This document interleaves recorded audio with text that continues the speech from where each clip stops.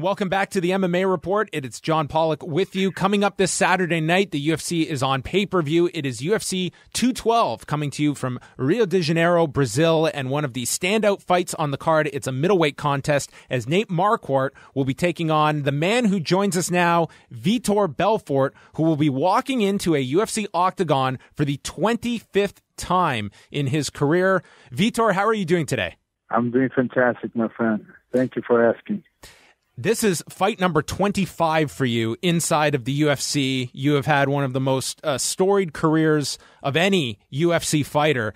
Is this something that you're able to take in? I mean, there are very few fighters in history that can say they have fought 25 times for the UFC.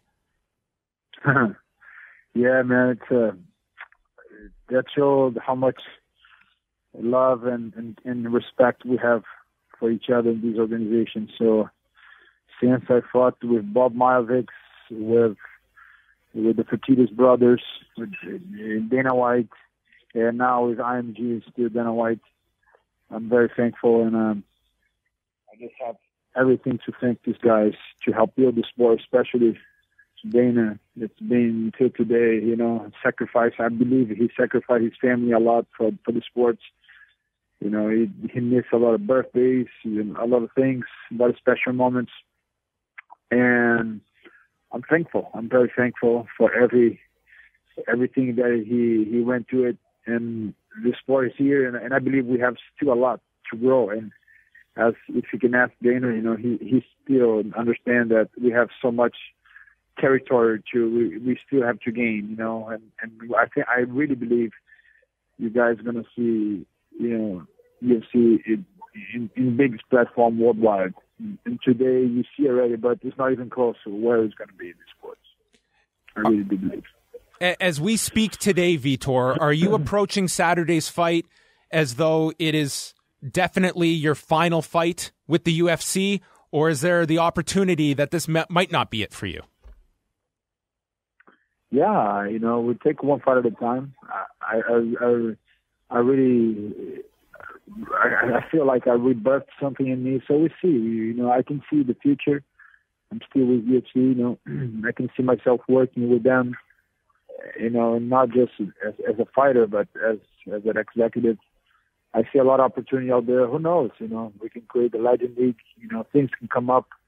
They can come up with a fight between, I heard that Chuck wants to come back. Maybe they can make this fight happen. They can start with the Legend League with that fight.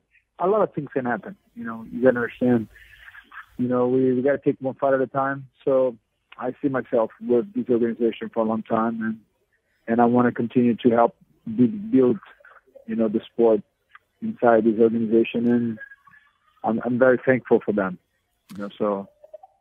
The last time we saw you fight, it was against Kelvin Gastelum, and I haven't heard your reaction when you found out about Kelvin Gastelum. He had marijuana metabolites in his system. The fight was changed to a no contest. How did you react to this news when you found out? I don't like to talk about people. You have to do what you have to do. I'm not here to point fingers to anyone. I just want to focus on my career and my legacy and whatever I have to do. So. That's my focus. Were there a number of fights offered to you for this card? Obviously, you fighting in Brazil is a huge deal. Nate Marquardt is the fight on Saturday, but were there a lot of discussions about who your opponent would be in Rio de Janeiro? Yeah, Nate is one of the veterans of the sport, so I'm looking for a great night of competition with him. You have a unique role in the history of the UFC because, as you mentioned, you fought when it was Semaphore Entertainment, you fought while it was Zuffa, and now you're fighting under a new ownership. Have you sensed a shift or a change at all in the structure of the UFC over the past year since this sale? It's I never had a chance to sit down with Emmanuel, but I see that they're doing a lot of changes, and I think changes are important. Changes are very important to happen, and some changes will please some people, some change will displease some people. But in the end of the day, you have to change. You cannot remain the same. Things will never be the same. If you look business, you see Uber came Lifter. If you see Facebook came the other one, Instagram, and they bought it, and they came the other one, the Snapchat, and they couldn't buy it, and they're taking a lot of ground on them. So in business, if you don't sacrifice what you have now to do something different, you're gonna lose it. Your competitor can take an edge in you. So it's all about growing and changing, and so I really believe I have the knowledge in business, and my ideas are. I don't say it's great, but I think I have the will, and I have the love for this organization that I have to build inside the octagon, and I believe I will be able to work with them, especially between the gap between the fighters and the organization, to make it worth changes. Who knows? Creating the Legend League can be something else, and the beginning can be something. This is not gonna. But I see a big future in this. I see a lot of big future. And a lot of things that I have in mind. I believe if we sit down one day and sit down with them, I think some they're going to like it, some they don't like it. But at the end of the day, companies need people with dreamers, people that take risks. That's the only way to succeed. If you see Mark Zuckerberg, he had a chance to sell his company a long time ago, and everybody said, sell, sell, sell. He said, don't. I'm not going to sell. Everybody laughed and became Facebook. Sometimes visionary, entrepreneur, you got to take some risk. That's the only way to go to the next level. It seems that's something you've given a lot of thought to, what your contributions to the sport will be beyond fighting. And it sounds like you want kind of that role where you can be almost a liaison between the fighters and the executives, and kind of, voicing the thoughts of the fighters to those that are running the promotion. Because, I talk to fighters. I see fighters, speaking out. Mm-hmm. I think we're coming to a point that people talking about union. I don't think we need any more organization between. We don't need anybody. The best way to make a company healthy and success is don't have no between. So when you have a middleman, you spend more money, you create a problem. So I think what we need someone that understands the fighters, and can bring a concept can be the middleman to bring a better result, for both.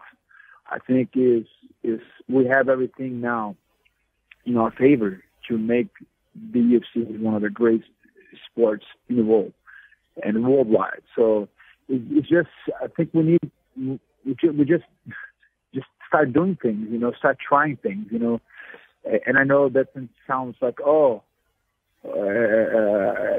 it's hard, it's easy, it's going to be impossible. No, it's possible. I can see that happen. I have 4 things. If I can make the organization do it, that will make a big difference in the lives, in the pocket of fighters, and even the UFC will bring revenue.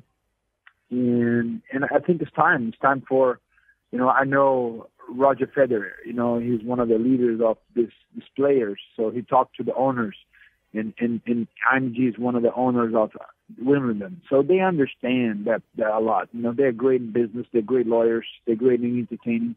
But we have to make sure UFC not just become entertaining, it can become a sport, just like tennis, like NBA.